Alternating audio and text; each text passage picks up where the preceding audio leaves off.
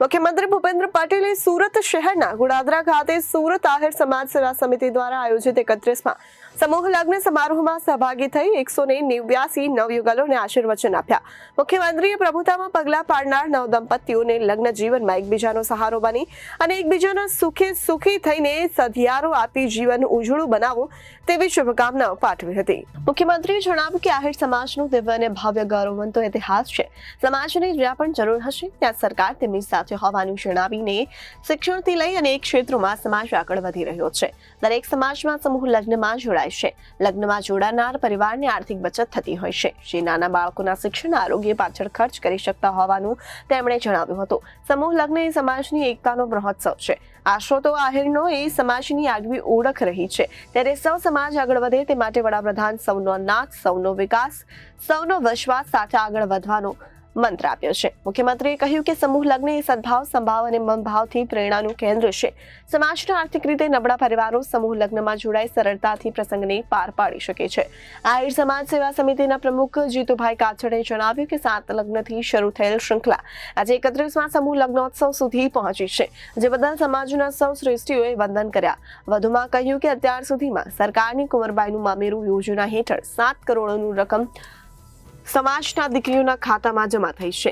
સમાજના લોકો વધુમાં વધુ સમૂહ લગ્નમાં જોડાય છે, નાણાંની બચત થાય તે શિક્ષણ પાછળ ખર્ચ કરવા અનુરોધ કર્યો।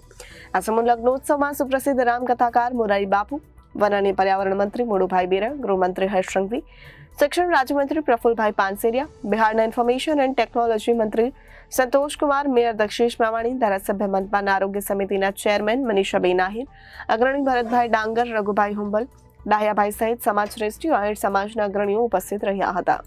આજની તારીખમાં 14 ડિસેમ્બરના રોજ હું ડૉક્ટર હિંમત બલ્લાનિયા, આપણે જે આજે આહિર સમાજ સેવા સમિતિ સુરત દ્વારા સમૂહ લગ્નનું જે આયોજન થયું એમાં દર વર્ષે અમે આહિર ડૉક્ટર એસોસિએશન દ્વારા પણ બ્લડ ડોનેશન કેમ્પ રાખતા હોઈએ છીએ। તો આ વર્ષે આપણે 425 જેટલી બ્લડ પણ કલેક્ટ કરી, એટલે એક સાથે અમે આરોગ્યને લગતી પણ સેવાનું કાર્ય કર્યું અને આવતા આગામી વર્ષોમાં હજુ પણ વધુમાં વધુ બ્લડ કલેક્ટ થાય અને માનવ સેવાનું કામ થાય એવી અમે આશા રાખીએ। પ્રમુખ શ્રી જીતુભાઈ કાછડ, આજરોજ સુરત ખાતે આહિર સમાજ સેવા સમિતિ દ્વારા 31મો સમૂહ લગ્ન સમારોહ સંપન્ન થયો, જેમાં 189 નવયુગલોએ પ્રભુતામાં પગલાં માંડ્યા છે। આ નવયુગલોને આશીર્વાદ આપવા માટે વિશ્વવંદનીય સંત શ્રી પૂજ્ય મોરારી બાપુ અને ગુજરાત રાજ્યના માનનીય મુખ્યમંત્રી શ્રી ભૂપેન્દ્રભાઈ પટેલ ખાસ ઉપસ્થિત રહ્યા હતા। સાથે ગુજરાત સરકારના કેબિનેટ મંત્રી મોડુભાઈ બેરા, હર્ષ સંઘવી સાહેબ, પ્રદેશ મંત્રી શ્રી રઘુભાઈ હુંબલ અને 300 કરતાં વધારે ગુજરાતના આગેવાનો, વરિષ્ઠ આગેવાનો આ કાર્યક્રમમાં નવયુગલોને આશીર્વાદ આપવા માટે ઉપસ્થિત રહ્યા હતા। 1 લાખ કરતાં વધારે લોકોની મેદનીમાં આ સમારોહ સંપન્ન થયો છે અને પ્રત્યેક વ્યક્તિમાં, પ્રત્યેક યુવાનમાં અને આહિર સમાજના પ્રત્યેક ઘર એવો ઉત્સાહ હતો કે જ્યારે આટલા દીકરા દીકરીઓનો પ્રસંગ હોય ને જીવનમાં માણસ લગ્નથી વિશેષ કોઈ ઉત્સવ હોઈ ન શકે, અને આવો ઉત્સવ જ્યારે સુરત શહેરના આંગણે હતો ત્યારે ખૂબ ઉત્સાહભેર સંપન્ન થયો છે અને સમાજના આગેવાનો દ્વારા મંચના માધ્યમથી સમાજ શિક્ષિત અને દીક્ષિત બને એના માટે આહવાન પણ કરવામાં આવ્યું અને આ સંપૂર્ણ ભોજન ખર્ચના દાતા તરીકે આહિર સમાજના ભામાશા એવા વરજાંગભાઈ ઝીલરિયાના પરિવાર તરફથી અમને દાન પણ પ્રાપ્ત થયું હતું અને બધા જ વડીલોની ખાસ ઉપસ્થિતિમાં આ કાર્યક્રમ નિર્વિઘ્ને, દિવ્ય અને ભવ્ય રીતે સંપન્ન થયો છે। મોંઘા લગ્નો કરતા હોય છે લોકો, ત્યારે સમૂહ લગ્નથી કેટલો ફરક અને લોકોને શું સમાજ દ્વારા અપીલ કરશે? બંને દીકરી અને દીકરા બંને પક્ષ જો ગણીએ તો હું માનું છું કે નોમિનલ બચત ગણીએ તો સમૂહ લગ્નમાં જોડાયેલ પરિવારમાં 5-5 લાખ રૂપિયાની બચત થાય છે। એટલે 189 નવયુગલો એટલે 360 પરિવાર થયા અને 360 પરિવારમાં તમે ગણો તો હું માનું છું કે આજના દિવસે આહિર સમાજના મધ્યમ વર્ગના પરિવારની અંદર 10 કરોડ રૂપિયાની બચત થઈ છે। એ આવનારા દિવસોની અંદર એ પરિવાર પોતાના દીકરા દીકરીઓને ભણાવવા અને શિક્ષણ પાછળ ખર્ચ કરે તો હું માનું છું કે 21મી સદીની અંદર આહિર સમાજનો યુવા પેઢી જે છે ખૂબ જ શિક્ષણભેર આગળ વધશે એવો અમને વિશ્વાસ છે। જય દ્વારકાધીશ। મને કહેતા ગર્વ થાય છે કે આજે સુરતના આંગણે ગોળાદરા વિસ્તારમાં આહિર સમાજ સેવા સમિતિ આયોજિત 31મો દિવ્ય અને ભવ્ય જાકમજોળ સમૂહ લગ્ન સમારોહ યોજાયો હતો।